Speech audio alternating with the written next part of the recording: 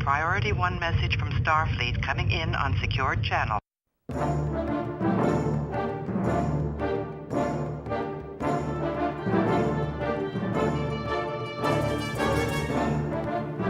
You are listening to the TrekRanks podcast, a member of the Tricorder Transmissions Podcast Network.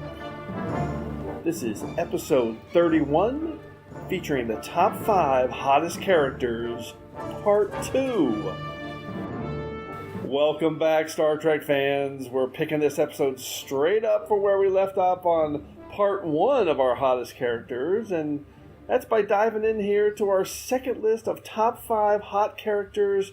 This one's going to be our top 5 hottest women characters.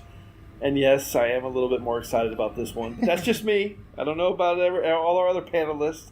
So before we get started, just a reminder that we're celebrating Pride Month here at TrekRanks, because it's June and it's the start of summer, and Trek is all about infinite diversity. Infinite combinations. And that's what we're all about here at TrekRanks. So if you don't understand diversity and the need for representation in all these areas, then you kind of miss the whole point of Star Trek. I'm just going to say that right out front. So we're shining a big rainbow light on it this month, and to help us do that, we have an awesome LGBTQIAP plus panel with us tonight. So let's reintroduce them to you now. From Women at Warp, we have Andi, and we have Matt Hansen, one of our regulars here on TrekRanks. Guys, you ready for another go-around on this? Yes. Always. And I'll even say this much as the homosexual male on here. Even I'm excited for this, because when you said top 5 hottest Star Trek women, I like these. Actually, this list was easier for me to make than the men. I'll even say that. That's because women are better, bro. Well, I'm not going to argue with that, because it was harder for me, because I could not narrow it down. Holy crap. Very, very difficult. Honestly, this two-parter was really just designed for me. for the bisexual lady. Give me the men, give me the ladies. Terrible men and the super awesome women. It kind of was. As we did in part 1, we have a lot to get to here, so we're going to jump right in. We're not doing our TrekRanks reset. We're not doing our diagnostic cycle. We're not doing the Prime Directive, because you should have listened to those back in part 1. And if you didn't, then you need to go back and listen to part 1 right now. But actually, I don't care about that. You can listen to TrekRanks in any order you want. That's the beauty of TrekRanks. I'll give it to you. It's who we find hot. There we go. We're good to go. That's pretty much it. So with all that stuff being flushed out the airlock, we're ready to introduce Third Roboticon to get us going on the order of things. I am a Jem'Hadar. He is a Vorta. It is the order of things. So, part 2 of our top 5 hottest characters, and we're each going to break down our top 5 hottest women. So let's do this, and as always, we're going to start with our 5-word summary and a hashtag, and then we're going to just reveal our character and one episode in which we think they're super hot, and at the end we'll probably go through some secondary systems picks. And as always, if we end up having any duplicates, make sure to listen for the Defiant Torpedoes.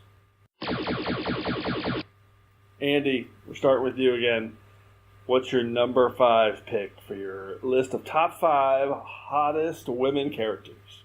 Okay, I started with Uhura, who is one of the most beautiful women on the planet.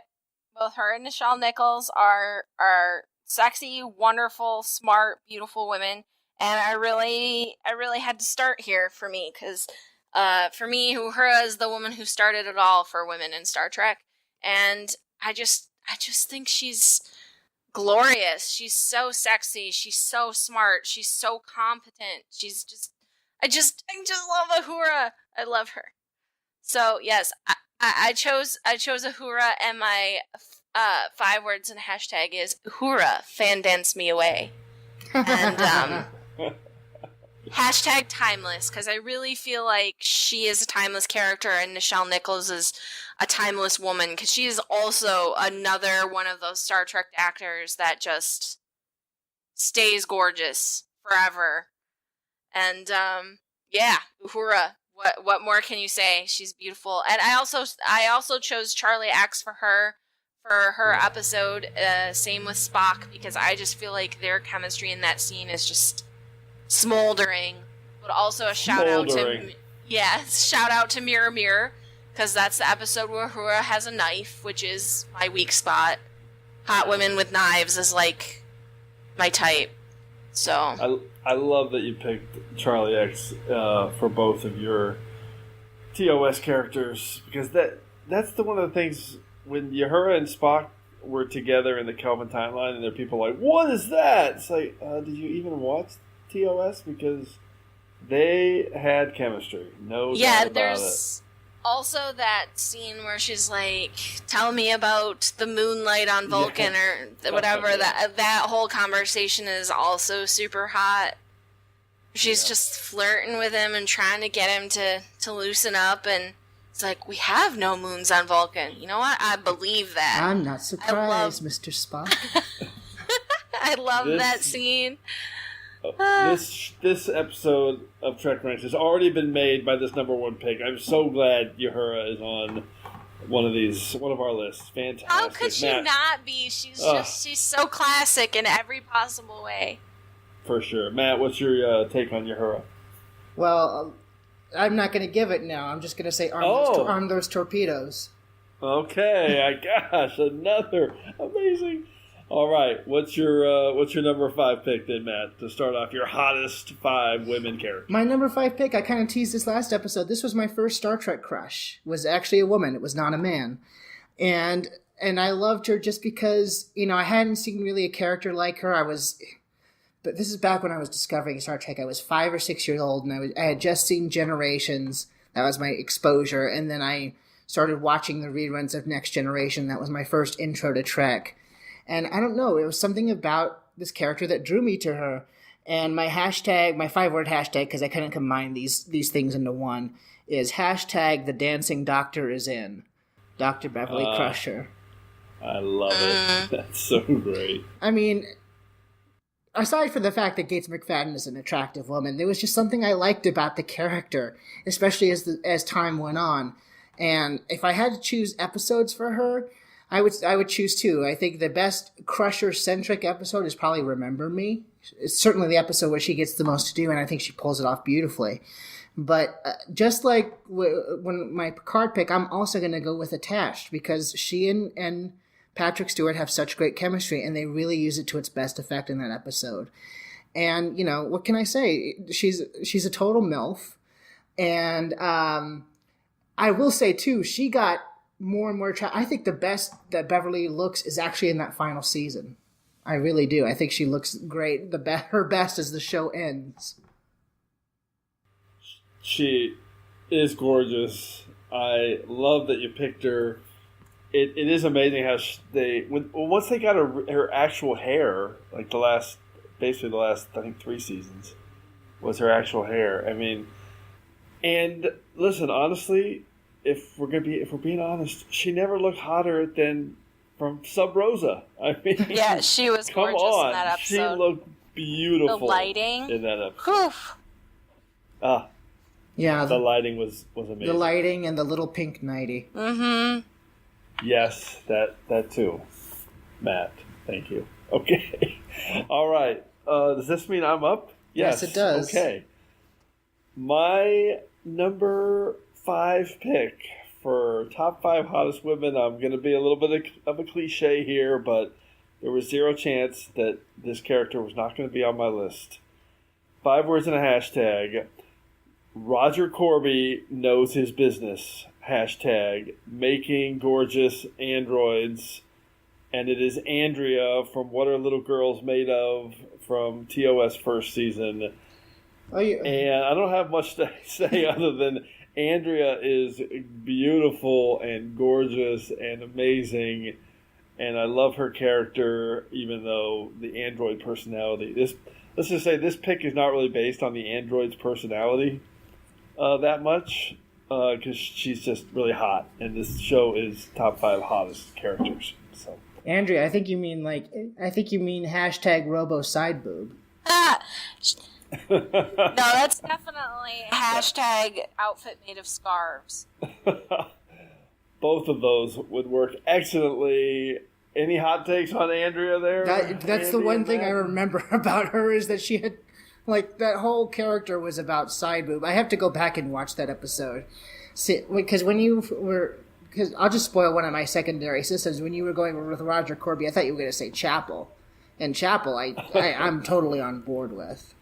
But well, she's hot as well. But yeah, when you're talking about a, 10 or 12-year-old. Oh, I get it. Watching Andrea, yeah, that left an impression. So.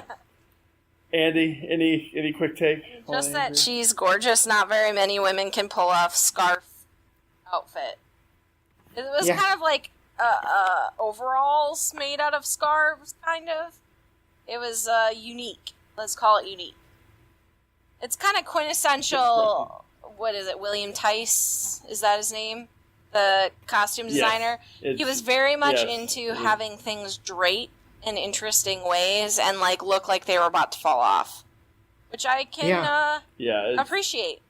It's a William Ware Tice special, to say the least. You have to wonder how much Scotch tape went into that. Oh my gosh, so much double-sided tape, so much. So much. All right, Andi, what's your round 4 pick? Janeway. Janeway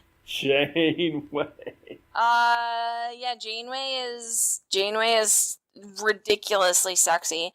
I think the thing I love most about Janeway and about the performance of Janeway is that she does a good job of Kate Mulgrew does a good job of balancing tough as nails and also vulnerable, which is really tough to do.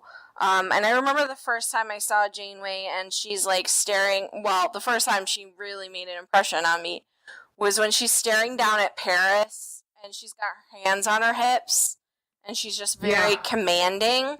Yeah. But then later on... She does the Superman pose so well. Yes, but then later on there's also a scene where she's looking out into the stars and she doesn't know if she's going to make it back and she just looks so sad and alone. That kind of toughness mixed with vulnerability I just find tremendously attractive. And then also she's gorgeous and her voice, she has just the sexiest voice. Everything she says is like a purr. It's just mind-numbing. She talks and I melt. So yeah, Janeway. And my 5 words in a hashtagger is do it the Janeway.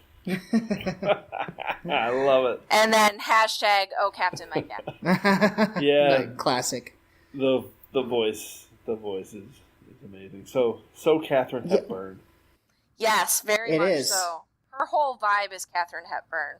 Very much. Well, I mean, then it's no shock that Kate Mulgrew actually did play Katharine Hepburn after Voyager on Broadway. All right, Matt, what's your take on Janeway? Janeway is a secondary system for me. Really, really love Kate Mulgrew. Andi, I envy you because I think Janeway actually gets better as the seasons go on. She's good when she starts. She gets much more deeper as the seasons go on, as she starts interacting with different characters more. But yeah, if we're just talking about episodes that you would have seen already, I mean, you mentioned all the good stuff in Caretaker, which is awesome. I really love that. But Kate Mulgrew is just a beautiful woman too. I mean, and nothing hits home for me more than, I hate to sound cliche with my descriptions, but if you remember Eye of the Needle, when they made contact with the Romulan from the past, there's a point in that episode where she's talking with him via audio in her quarters, and she's just got her hair down with the little pink nightgown on, and she looks great. I mean, I know she was in her 40s when the series started, but she looks fantastic, no matter what she's in. But that's like, as far as like sheer beauty goes, that's the look that I remember. Two straight pink nightgown drops from Matt Hansen. I know. It's that vulnerability again. It's that softness. Yep. It's like there's something very attractive about someone who's strong enough to sometimes be vulnerable and sometimes be sad and open themselves up. And like one way you can set that up is through clothing choices like that and lighting and having her hair very literally down. See, and that's the great thing, because Andi, I don't know if you've discovered this yet, but like you're still in the second season where Janeway's wearing what I like to call the bun of steel. And I love it. And what I love about it is that some serious shit is going down when that hair gets messed up. Have you noticed that? Definitely. Yeah, I mean, they did that right in Caretaker, where her hair gets totally knocked. Yeah. And then she fixes it before she goes and, like, literally sciences something. And I was like, they have designed this character to melt me. As long as she has that hairstyle, that's your theme. If things are really bad, her hair will be messed up. She always looks good when her hair is messed up. Let's just say that. Okay, Matt, how about you? What's your number 4 pick? Well, I'm just going to jump in here and say it like Riker from Generations. Mr. Moorhouse, fire. Because my number 4 is the xenolinguist with the talented tongue, Lieutenant Uhura, in both universes. A double. I love it. You're taking Uhura in both universes. Yes, because I love Nichelle Nichols and I love Zoe Saldana. I love how both actresses interpreted the character. I mean, like Andi said, she started off the trend for women in Star Trek. She was, a minority woman on the bridge, and that might seem not as shocking as for today as it was back then, but she was a pioneer, and I just love the confidence that Nichelle Nichols played the role. And if I have to pick one for Nichelle Nichols, I'm gonna go with Mirror Mirror, when she has the courage to flirt with and then stand up to Mirror Sulu. Yes, definitely. Yeah. When she pulls the knife on him, like, you're away from your post, and Sulu's like, you like to live dangerously, and she pulls the knife. So do you, mister. So do you. Great. I love that, but also, I was very happy and pleased with how they updated the character when Zoe Saldana plays her. And I know it's, not everyone's favorite movie, but I think my best moment for her comes in Star Trek Into Darkness, where, she's the only one who can talk with the Klingons, and it doesn't matter that she's surrounded by, 5, 6, or 7 Klingons who could probably kill her at a moment's notice. She's the one that goes out there by herself and is able to talk to them, at least stalling the attack for a little while. They're ordering us to land. Captain, they're gonna want to know why we're here. And they're gonna torture us, question us, and they're gonna kill us. So we come out shooting. We're outnumbered, outgunned. There's no way we survive if we attack first. You brought me here because I speak Klingon. Then let me speak Klingon.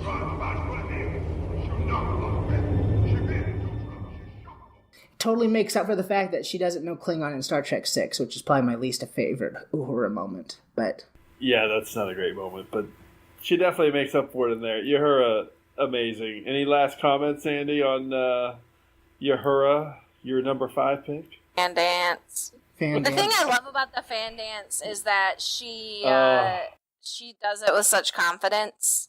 And she was an older woman at that point, and it does not matter.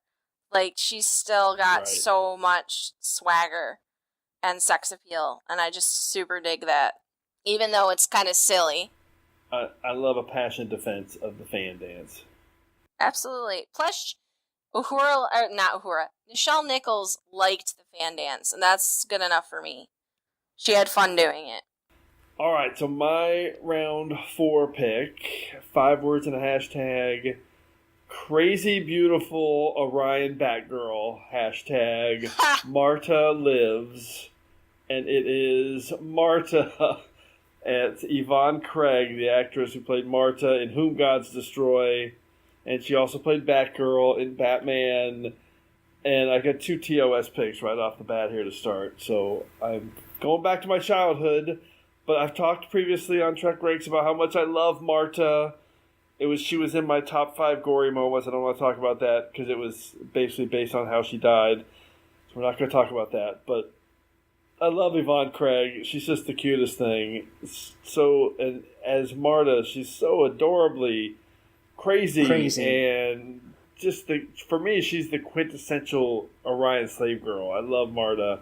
I love that she's quoting Shakespeare to Kirk and Spock and just kind of going with it. Yeah, and it's saying that she wrote it. Right, and saying that she I love that's her thing. I love Marta. And Andi, I know you love Marta too. Yes, that is true. When you kind of think of it, she played Batgirl, but she's kind of like she's Harley Quinn before Harley Quinn was a thing. Like she's just adorable and crazy and twisted, and and God, I know you don't want to talk about it, but like what a brutal death she had. Yeah. My God, it's absolutely brutal. And I don't know if they knew at the time how brutal it was, but now when you watch it, it's like, oh my God. It's a pretty classic fridging, which is when you kill off a female character to advance the male character's stories. Yes, of course. She's sacrificed to the plot gods, and it sucks. It's just that I remember, she doesn't just die; she explodes. They strap a bomb on her. So it's brutal. But I like to think about Marta as the awesome character because that performance is fantastic from Yvonne Craig. All right, let's jump to the soup round. Andi, what's your number 3 pick?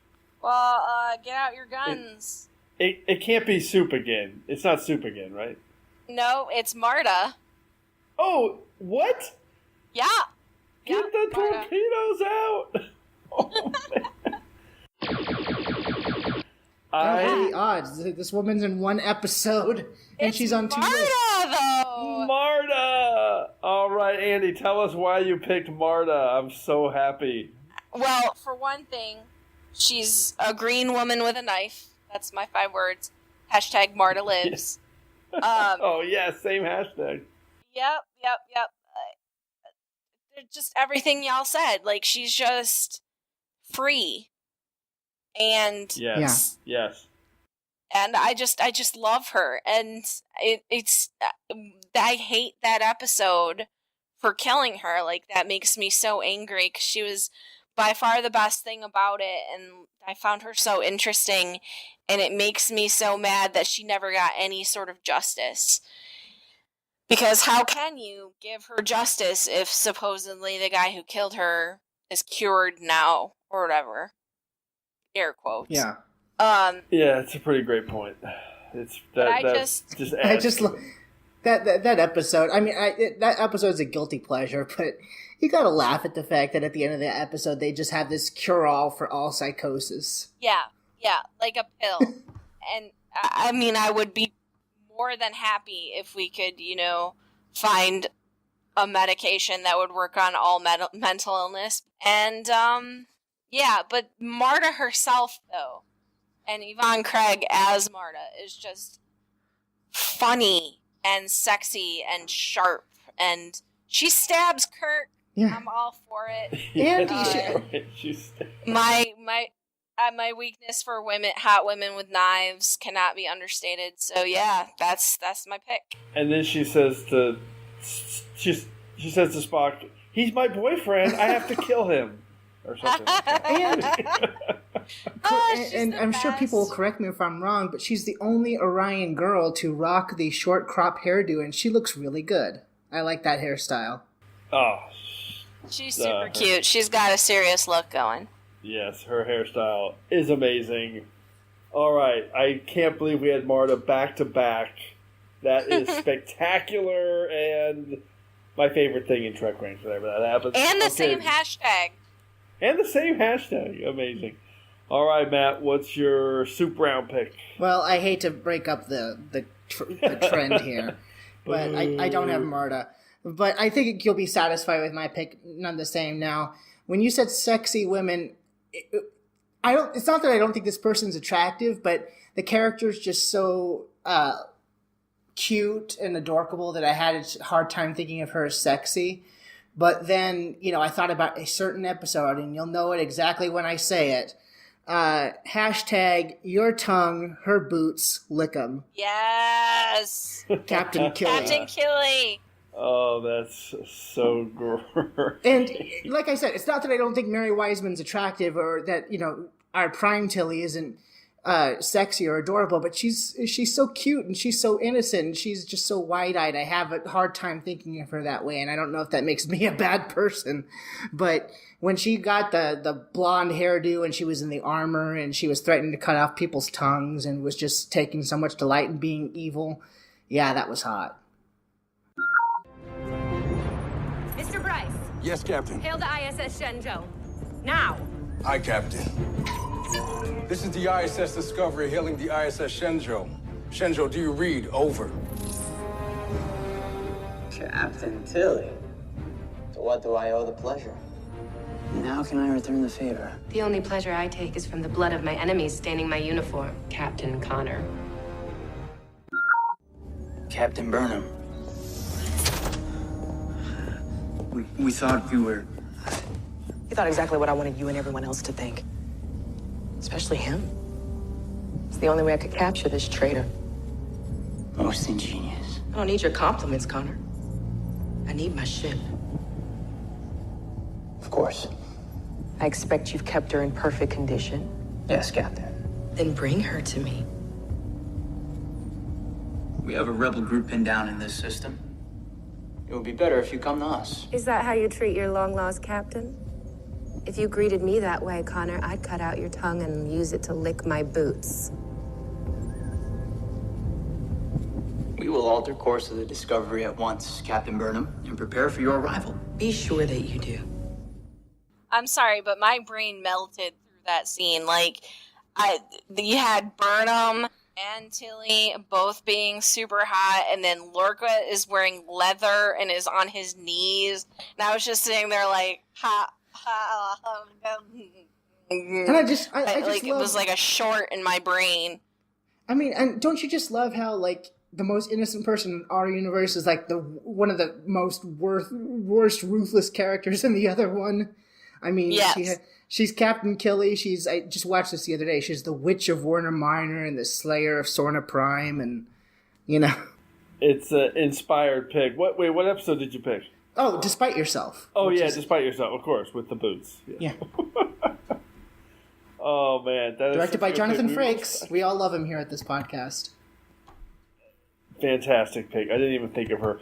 Although it's not really Captain Tilly. It's still Tilly. It is still Tilly, but like I said, but as Mirror Tilly. She's so cute, but when she was Mirror Tilly, I think it was the combination of the fierceness and... Her hair is Mirror Tilly. I mean, I love her hair regardless, but her hair is Mirror Tilly, just as, from a gay fashion point, was on point. Well, my mother would definitely approve. I mean, She looked fantastic. The only thing that would have been better is if she got to hold a dagger to somebody, but we never got there. But here's hoping. Knives! More knives! Well, Burnham got to do it in the Mirror Universe. Yes, she did, and that was equally all hot. Right. So let's close out the soup round with my number 3 pick. 5 words and a hashtag, and this one might be a little controversial. We talked about it on our one-off romances a couple weeks ago. 5 words and a hashtag, I am for you, hashtag perfection. Speaking of Batman. It is Kamala. I thought you were going to go with Lee Merriweather. Oh no, I'm not going. I'm not going all TOS, but that would have been a good one too. But you said I am for you, and I'm thinking of her episode. But no, you're going with Famke. No, it is I am for you, Jean-Luc Picard, or Ulrich Volt, or Jim Moorhouse, maybe. It's was that funny? Nope. You just wish Famke Jensen anyway, would be for you. It is Kamala, Famke Johnson from The Perfect Mate. And, I mean, come on. We talked about her a couple weeks ago. She is gorgeous. whatever you think about the character herself, Famke Janssen is just smoking hot. And, I mean, in any role that she plays, you know, Kamala, when she was, you know, she's Xenia Onatopp, for God's sakes. And that sheer dress that she was wearing, it's basically the hottest thing in side boobs since Andrea's overalls. So, see, for me, I do not find Kamala sexy because I don't find the situation sexy, but Understood. I find the chemistry between her and Picard to be pretty sexy. Yeah, and that's kind of the point here. Obviously, the parameters of the episode are troubling if in almost any light that you look at. But when we talked about it on the romance episode, one of our guests came up with the point that the character seemingly not having choices and being forced into all of this does have a choice to imprint as part of the species and the function of her as a metamorph does have the choice to imprint on the person she wants. So I thought that was interesting because I hadn't thought of it in those ways before, that in that regard she has the choice and she picks Jean-Luc, which is pretty awesome. So yeah, which adds to the sexiness. It's Famke Janssen, just case closed. And what I like about her is that, you know, she's not just a pretty face. Famke Janssen's a great actor, and she and Patrick Stewart had great chemistry. And hey, it sparked before we even knew it sparked a whole Professor X Jean Grey /fic.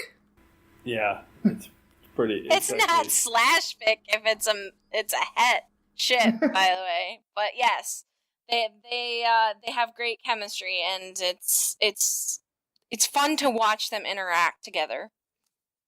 Yeah, the scenes with those two are incredible. But let's be clear, I am picking this based on our topic of the evening: top 5 hottest characters. Oh God, she was a secondary system for me. I have to agree. Awesome. All right, well, let's move on to round 2. Andi, what is your number 2 pick? Well, my 5 words and a hashtag is Jadzia Dax's Sexy Science Corner, and I hashtag Dax. So I love Dax. I love Jadzia. She's so smart. She's the epitome of just intelligence to me, and her problem solving and the way she's always thinking about things in a different way from everybody else. I just find that so wonderful to watch. And the episode that I like the most for her so far, because I have not finished Deep Space Nine, is Blood Oath. Yes. Oh, yes. Good pick. Because, you know, hot lady with a batleth. I may have a type. You can't expect me to stay here and not avenge my own godson's murder. You can't ask me to live with that kind of dishonor. I cannot dishonor myself by allowing you to die in Curzon's place. Who's talking about dying? I have no intention of dying. You dishonor yourself already, Kang, by placing your honor above mine. No Klingon warrior would leave a comrade behind while he goes off to battle. Perhaps you're right.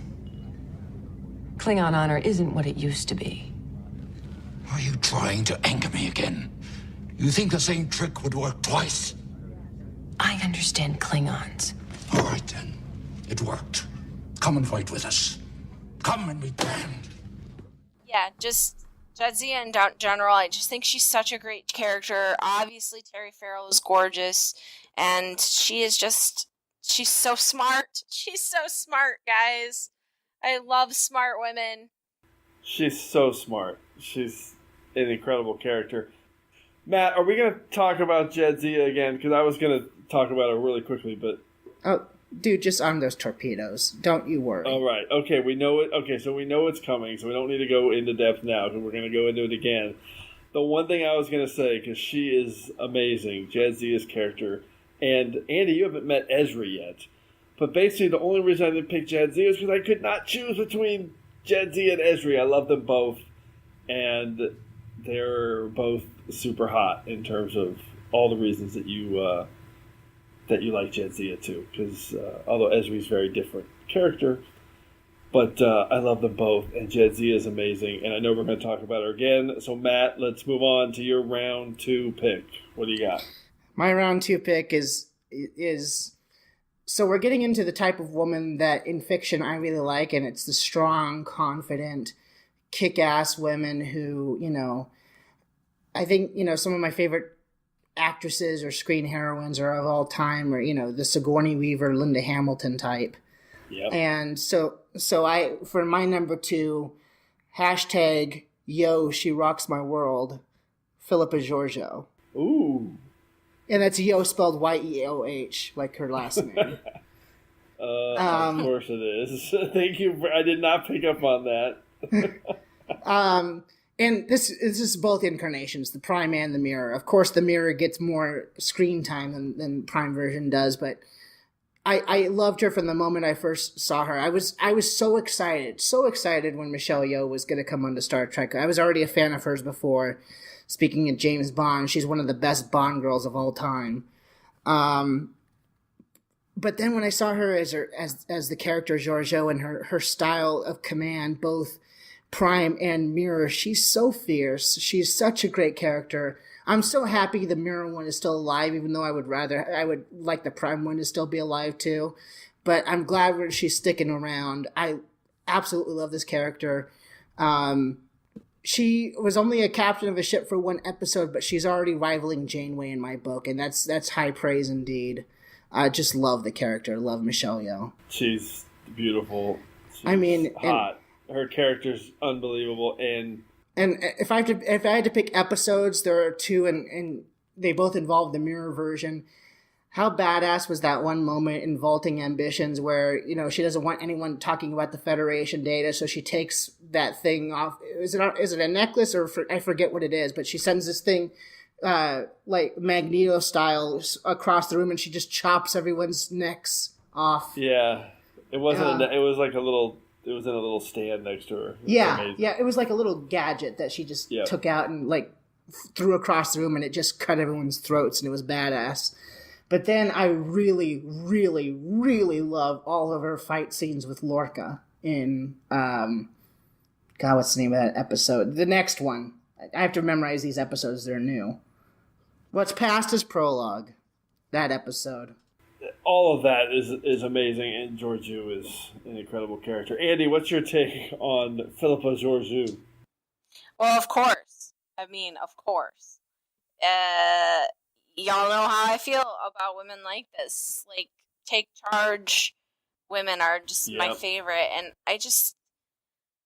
when I found out Michelle Yeoh was going to be a captain on Star Trek, I almost passed out. I made a screech that was like a dying pterodactyl.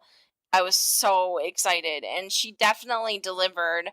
I'm really sad that we don't get more of Prime Georgiou, because as fun as Mirror Georgiou is, and as fun as it is to see Michelle Yeoh go villainous, I just loved her kindness. Yeah. And I loved her mentor relationship with Burnham, and I really miss her, and I miss the, steadiness that she brought to both Burnham and Saru. And I wish that they had not killed her off, but, her death served a purpose to further a female character, which is refreshing. But, yeah, I really wanted more time with Prime Georgiou, too, and I'll tell you, it's right up, it almost made me cry like I did at the beginning of Star Trek 09, when Burnham listens to the living will, I guess, that Georgiou leaves behind for her, and just her saying how proud she is of her, and she loves him like she was her own daughter. That got to me. Yeah, and then I would be remiss if especially considering why we're doing this for Pride Month, not to point out that one of the missteps that they made with Georgiou is that we get no indication of Prime Georgiou's sexuality, but Mirror Georgiou is shown as bi or pan, and that is a thing that Star Trek does with their female characters, is they're straight in the Prime universe, and then in the Mirror universe, they're usually some version of bisexual. You see that with Mirror Kira too. And it's really frustrating because it plays into some really damaging stereotypes about bi and pan people, and it kind of plays into this idea that they're untrustworthy and kind of like voracious, and it kind of ties that kind of sexuality to not necessarily evilness, but like bad. They're bad, you know? And if you had told me that they were going to make Giorgio bi or pan and I wouldn't be happy about it, I would have thought you were crazy. But it's not so much that I wasn't happy about her sexuality in general. It's more that I was a little upset about how they portrayed it. Right. I do think, though, that, like, they didn't do it nearly to the extent. Now, I know you haven't seen all the DS9 Mirror episodes, but they really go all out with Kira. And I feel like sexuality was sort of played up with Giorgio, but they also played up the fact that she's a master fighter and tactician. And yeah, all those other attributes was still are there. The Mirror stuff is super hyper hype, yeah, and it's a product of the 90s for sure, no doubt about that. Well, it's a product of the 60s, let's be honest. I mean, yeah, it's a product of a time long ago that it's a relic of the time long past. Yeah, except for, like, it may be not as bad, but it is the same concept, because we get no indication about Prime Giorgio, and granted, we don't know very much about her personal life when it comes to her, but, like, I would be less annoyed with it if we had a clear indication that she was bi or pan, Prime Giorgio was, and that this was just a twisting of that. But the way it always seems to be is, like, the good Giorgio is a good girl, but the bad Giorgio is bad, and you can tell because she's having a threesome, which only bad girls do. You know what I mean? Like, I just don't... It's frustrating because that kind of stereotype actually plays into, like, reasons people won't date bi people. Yeah. And so that gets frustrating. Understood. But I agree on the point that she's super hot. So I agree with that. And at least the nice thing too is that she's not dead, so there's room for that character to grow. Yeah, absolutely. And it brings us back to our show, which is about our top 5 hottest characters. And she is hot. All right, so I will jump in then to my round 2 choice. And my 5 words in a hashtag. Trek's #1 bombshell, hashtag, turns the tables with her acting. And my character is 7 of 9, portrayed by Jerry Ryan. And my episode I chose is Someone to Watch Over Me. And this is my favorite episode of Voyager. Yeah, it's amazing. It's my only series regular choice on the women's side here. And the thing about 7 of 9 that I love so much is how the character and how Jerry Ryan, the actor, they overcame this initial kind of bombshell, quote-unquote, reaction to her character, because she was 100% a bombshell. That's how people perceived her. And that's the reason she was hired initially. She was going to add that kind of sex appeal to the show. But her character and her acting and her performance, all that stuff is what the character is about. And that's why she's top 10 in my all-time Trek characters, because she changed the narrative for what a catsuit ratings grab character was. Because she's one of the most layered and deepest, best written characters in all of Trek's history. No, seriously, Andi, you haven't met this character yet. She doesn't come in until season 4. But I am so excited for you to meet this character because it's exactly like Jim said. They hired this character to bring more sex appeal to the series, and that's very 90s, and that's very boys' club. But the thing is that they hired an actress, Jerry Ryan, who went beyond, they put her in the catsuit, they accentuated her, chest area, but she was such a layered character, and she had so many levels of acting. She's really if not the best, one of the best characters on that show. I can't wait for you to meet her and just want for you to watch her grow. She picks up a knife. I mean, that will be even better. I'm pretty sure that happens. Maybe in Infinite Regress. Maybe I can't remember. Yes, I think it does. Yeah, she does in Infinite Regress. Well, there we go. That's the one I'm looking forward to. And I also say she doesn't just pick up a knife. She has, she's she plays about 10 characters in that episode. The bottom line here is that she is hot. She's got range. She is hot, but that character is so deep and so layered. I love that character. I am dying for you to meet her. I can't wait for you to get to that character. All right. Well, let's. I have two. So get going there, Andi. Sorry, I'm slow. All right.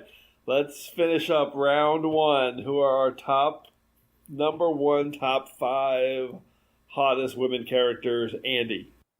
Okay, so mine is the Romulan commander from the Enterprise incident. Nice pick. Yeah. Joanna Linville. I love it. Yeah, so there's so much I love about her. And by the way, they don't name her in the episode, but if you read the books, her name is given as Liviana Charvenick, so you can decide whether to call her that or not. In my mind, her name is Liviana Charvenick. So, just saying that, but she's not named in the episode, so she's just the Romulan commander. Everything about her is great, and that episode is such a bright spot for me in the 3rd season. Yes. Oh, it's one of the best ones in the 3rd season. Because I was starting to get a little bit nervous at that point. Because when you had just come off Spock's brain at that point. Yeah. So the thing that I love about her. And this is 100% a huge credit to Joanna Linville, that she is feminine at the same time as being commanding. And there are a handful of behind-the-scenes quotes from Joanna Linville where she was like, Tice wanted her in this dress. I think it was him. Whoever was doing the costumes at the point wanted her in this dress because they wanted to super feminize her, and she was like, but she made the very specific choice to still walk like a soldier, and it works so well. Especially at the very end, she's changed into this super cute dress. She's obviously really into Spock. She walks onto that bridge and she owns it, and she's wearing an evening gown essentially, and I just love that about her, and the chemistry between her and Spock is just so good. It's the closest I get to shipping someone on the original series, because I don't have so many ships from the original series, but this one, this is the one where I want to know where they would have gone, and I want to know more about them, because their chemistry was so, so good. I'm so happy you picked that, Andi, and I'm so happy you liked that episode, because, I've seen you react to different things in Star Trek as following you over the years, and that's one of the joys of following At First Time Trek, if you don't follow it already.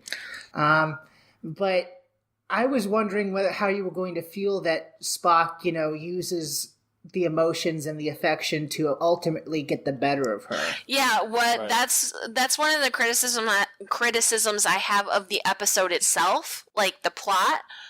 It doesn't super bother me, because I feel like in the performances, it's pretty clear that Spock genuinely feels a connection to her.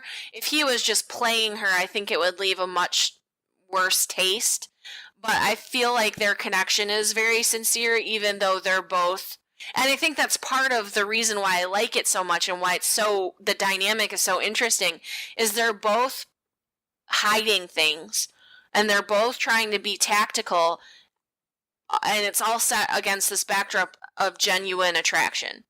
So I find that to be really, really interesting and fun to watch. Do I love that the first commander they gave us is a woman who's seduced by Spock into being tricked out of her tactical advantage? No, that's not thrilling, but the execution is better than the idea, if that makes sense. Well, the smoldering deep cut, the deepness of their relationship is so real. It just feels authentic.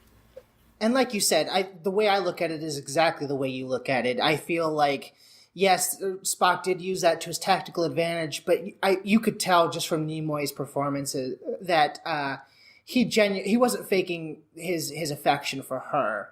And that really comes across in that beautiful last scene between them in the turbo lift.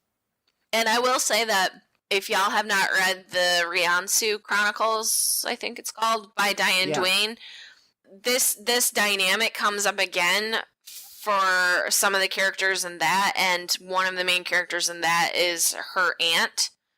And that's a tremendous series. So if y'all love the Romulan Commander, you should definitely pick up those books, because some of the threads that are started here get explored much more in depth in that series. Yeah, it's great. I will also recommend to you then the Vulcan's Forge series, because she's a main character in that as well. Oh, that's right. I forgot about that. I will suggest that for the Women at Warp book club.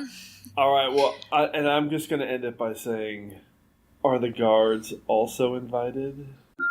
I neglected to mention, I'll expect you for dinner. We have much to discuss. Indeed. Allow me to rephrase. Will you join me for dinner? I am honored, Commander. Are the guards also invited? I love that line from Spock. Okay, Matt, what is your number one hottest woman character? Could it be any other person? We know who it is. Yeah, you fire those torpedoes because it's, of course, Commander Jadzia Dax. What do I say? I mean, my hashtag is I'm gay but would date. She fits into everything that I want out of a female lead.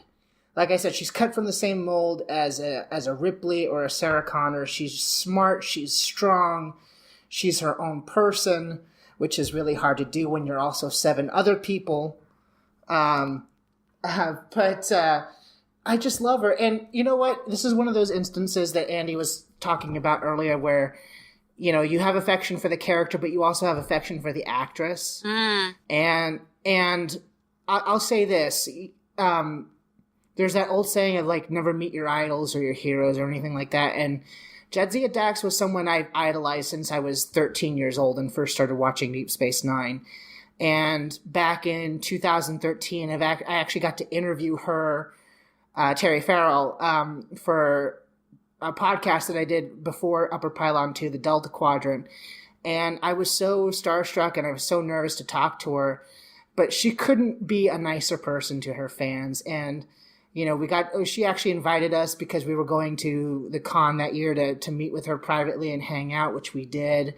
And, you know, I was nervous, but she made me feel not nervous. And I'll never forget because when I met her in person, I was like super starstruck and super like trying to keep my cool. And so I was just kind of like, we were all kind of hanging out and I was just sitting there and I hadn't really said anything. But she could tell that I wanted to just like fanboy out. And she turned to me and she puts her hand on my hand and she goes, "Look, you look like you have something to say. And if you don't say it, you're going to regret it." That's awesome. And she let me have that moment with her. And then after I got done showering her with praise, she gave me a hug and she kissed me on the cheek.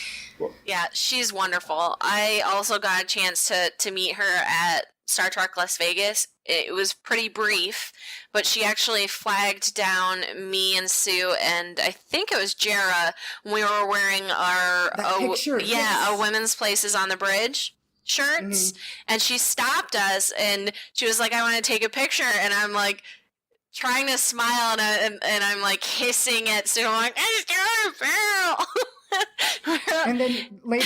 And then later that evening, didn't Nana Visitor also like that tweet? Yeah, so she took the picture and then she tweeted the picture and she also changed her banner on her Twitter page to be the picture of us wearing A Woman's Places on the Bridge, and then Nana Visitor retweeted it. And Nana Visitor also was kind enough to do an interview with us the year before with Jera. So, like, they're both lovely women.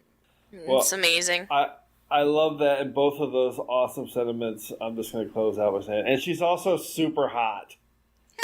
I mean, yeah, she is amazingly beautiful. But she's one of those rare people that's beautiful inside and out. For sure. She's just a great human being. No question, A+ human. Okay, so let's round it off with my number one pick, and I'm really, really happy that this is my number one.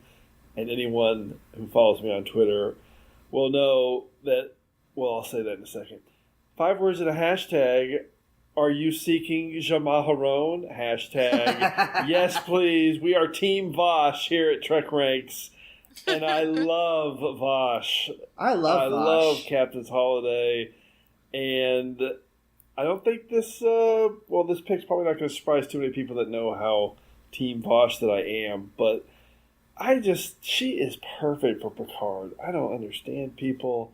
She is so dynamic, so exciting, so sexy for that guy, and she's absolutely gorgeous. I love everything about her. What were we going to say, Matt? She complements the things that Picard's sometimes afraid to get in touch with, but he knows that are there. Exactly. I mean, she's sexy, she's sassy, she's adventurous, and she's a little bit dangerous. And she can go toe-to-toe with Q. Yes. I mean, I love her. Hello. Oh, it's you. Oh, that's not much of a greeting. Look, I don't wish to appear rude, but I am not seeking Jamaharon. All right. But you really should try it sometime. If I try it, it will be at a time of my own choosing. That's fine with me. It's not as though I was offering to help you find it.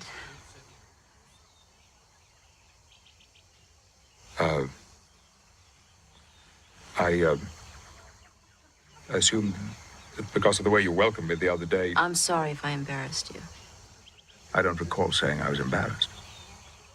It's just that I prefer to be acquainted with the women that I kiss. That's understandable. The name's Vosh. Andi, what's your take on Vosh? I like Vosh. Her writing kind of varies from episode to episode. I do like a lot of things about her. I like how she has a lot of agency. Like, she makes her own decisions, and even though she obviously has an affection and feelings for Picard, like, for the most part, she's making her choices despite him, and I like that. And I think she's just a fun character, and most of her episodes are very fun.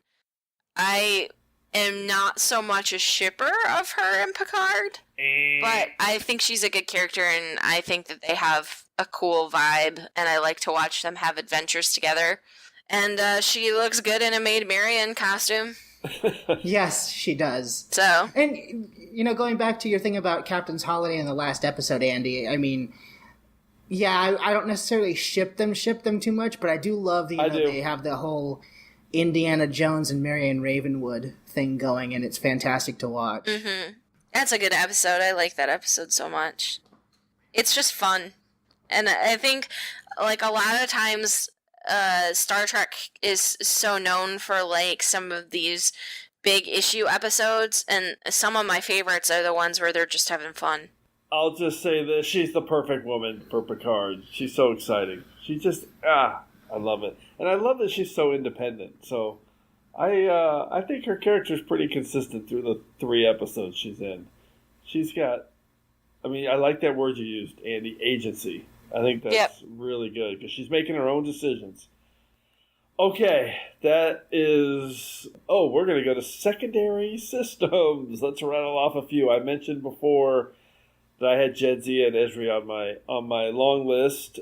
Andi, how about you? Anybody on your secondary systems list you want to call out? I had Kira. Oh, yes. Me too. But the thing about Kira is it's more that I admire her. So that's why I didn't put her on my list. But I do think that she's beautiful and sexy and all of those things.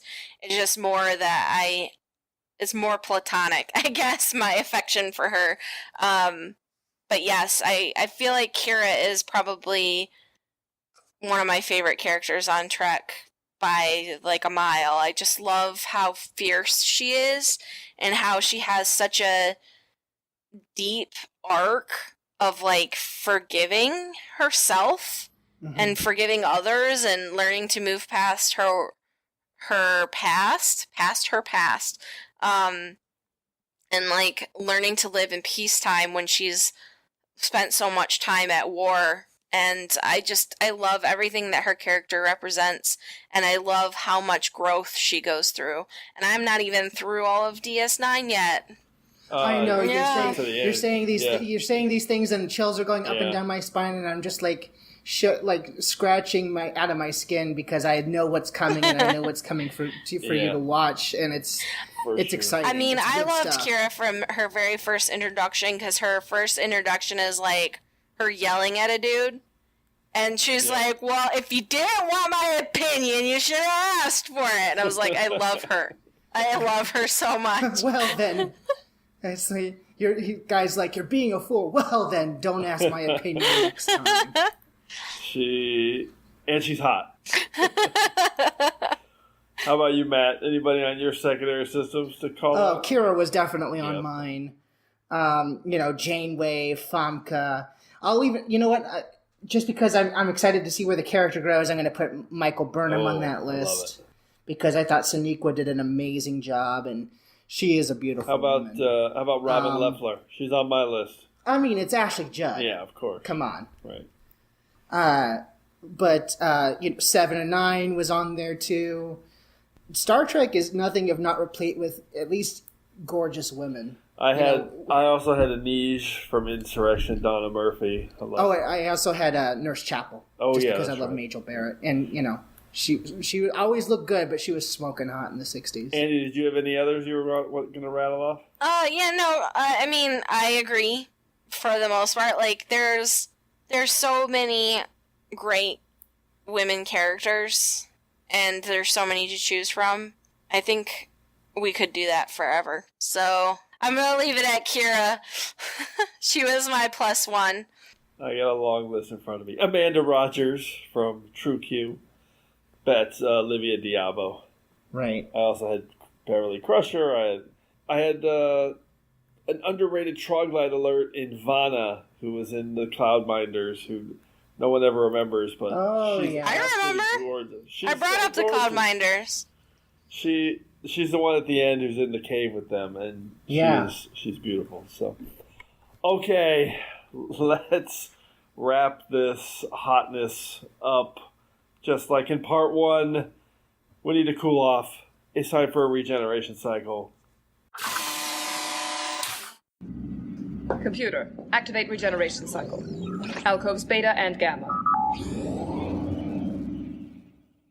All right, regeneration cycle. Andi, let's recap your picks. What are your top 5 hottest women characters? So I had Uhura and Janeway, Marta, Dax, and the Romulan commander. That's great number 1. Matt, how about your top 5? Yes, Dr. Beverly Crusher, Lieutenant Uhura, both versions, Captain Killy, Philippa Giorgio, and Commander Jadzia Dax. Amazing. And my top 5 was Andrea from TOS, Marta, also from TOS, Kamala from TNG, 7 of 9 from Voyager, and Vash from TNG and Deep Space Nine, I guess, because she was in both.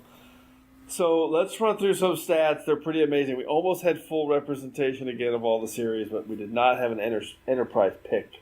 But we had 1 from the Kelvin timeline, 2 from Voyager, 2 from Discovery, 3 from TNG, 3 from DS9, and 5 from TOS. So TOS leading the way. That's actually surprises me. And yes, that adds up to 16 because Matt chose 2.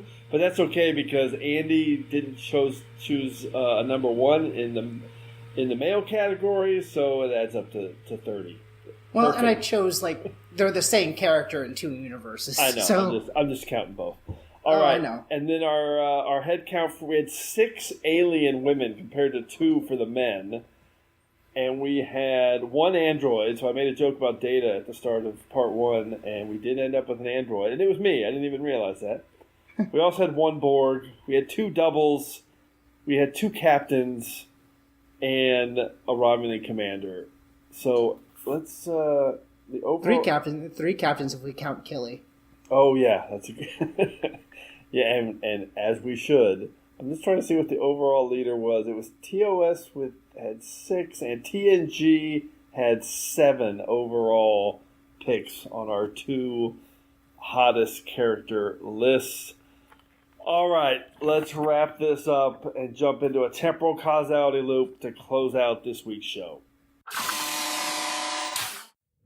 The Enterprise has been caught up in a temporal causality loop, and I suspect that something similar may have happened to you. All right, this is going to be another quick visit into the temporal causality loop. So back on episode 29, we did our top 5 Trek one-off romances. And once again, we were inundated with picks from our listeners. Love the one-off series of shows we've done. So again, tons of feedback. So for this one, I'm just going to highlight a few of my favorite picks quickly. Our friend John at Trek Profiles on Twitter had Valkyris and Krug from The Search for Spock on his list. I love that pick. Brilliant outside-the-box pick. And only one person that I could find in our submissions picked Picard as Kamen and Aline from The Inner Light. And I love that pick. And that was, he was on our last temporal causality loop. Joshua Zeller at Madcap of Science. So that's a great pick because those two had an amazing romance. And only one person picked Data and the Borg Queen. And, of course, that was the Borg at Star Trek 1701. And as always, he had an amazing 5 words and a hashtag, Locutus, you hardly know us. Hashtag LoveCube. Love that one. And to round it off, we had way more picks than I ever thought we would have for Harry Kim and Darren Tall from the much-maligned episode of Voyager the Disease. But I'm highlighting the Borg at Star Trek 1701 again because it gave us one of our favorite 5 words and hashtags ever. Kim crewing about generational ship. Hashtag Harry and Darren sitting on deck 3. GLOWING. Brilliant pick. Brilliant 5 words and a hashtag from the Borg at Star Trek 1701. All right, as always, thanks everyone for all the amazing responses to TrekRanks. Keep your list coming to me at TrekRanks so we can retweet them. But we also want to hear from you, so please put together your own list of top 5 hottest characters. 1 list for men, 1 list for women. And give us a call and tell us your list. You can call us at the Tricorder Transmissions at 609-512-5527.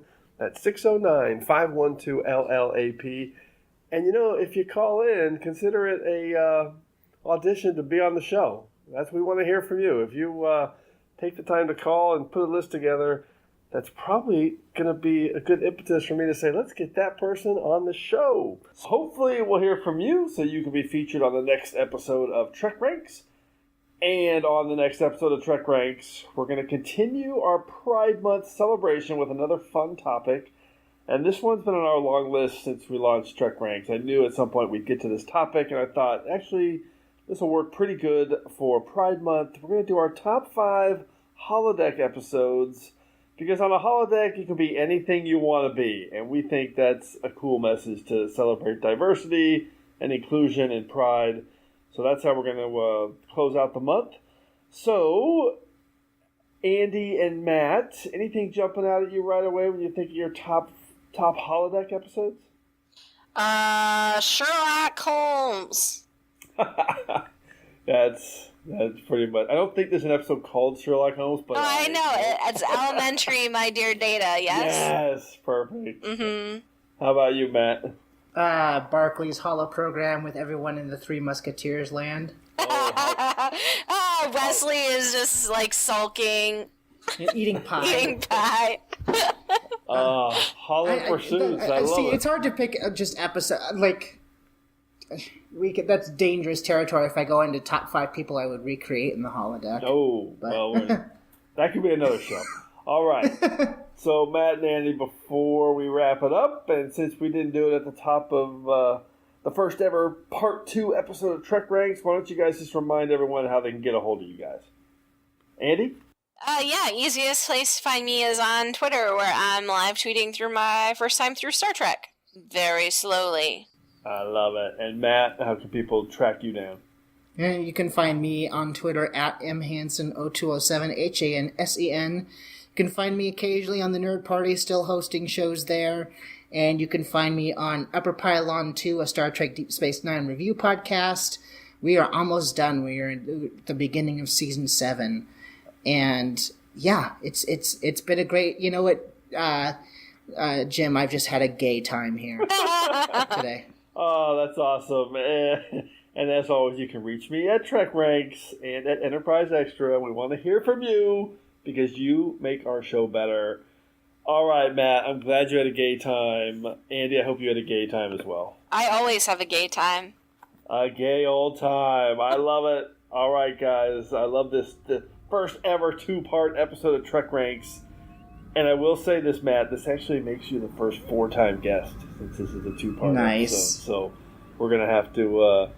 We're gonna have some people are gonna be unhappy when they hear about that. So I guess we'll start wrapping it up, and I'll just leave with my parting thought for this Pride Month: live long and stay fabulous. Set your phasers to fabulous. All right, I just want to thank everyone for engaging with us here on episode 31 of the TrekRanks podcast. As always, I want to close by saying I'm looking forward to standing with you again here in this place where I belong. I'd say I'm 60% excited, 40% terrified. Actually, it's 60% terrified, 40% excited. Maybe 70%. Tilly. Sorry.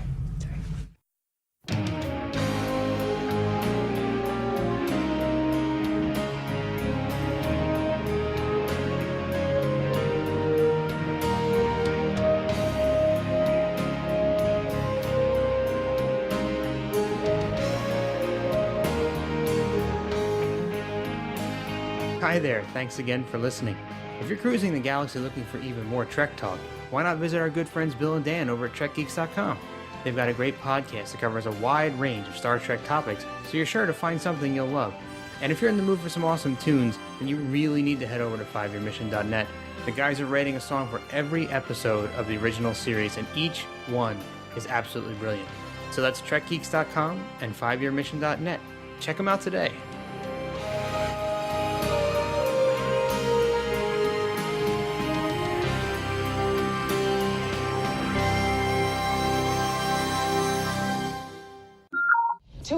Years ago, near Hatoria, a Vulcan ship crossed into Klingon space. The Klingons attacked immediately. They destroyed the vessel.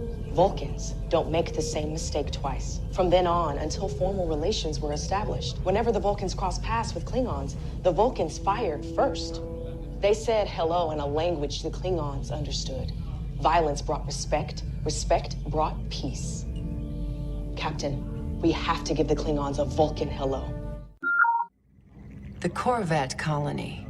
First day of negotiations, I walked out on you. Right in the middle of that long-winded speech of yours. You should have seen the look on your face. Nobody had ever had the Kajungpakt to show their back to the great king before Curzon did. I almost killed Curzon that day. I knew I had to get you very, very angry, or my mission wouldn't succeed. Getting you angry with me was the only way to begin to create a bond between us. Curzon understood Klingons.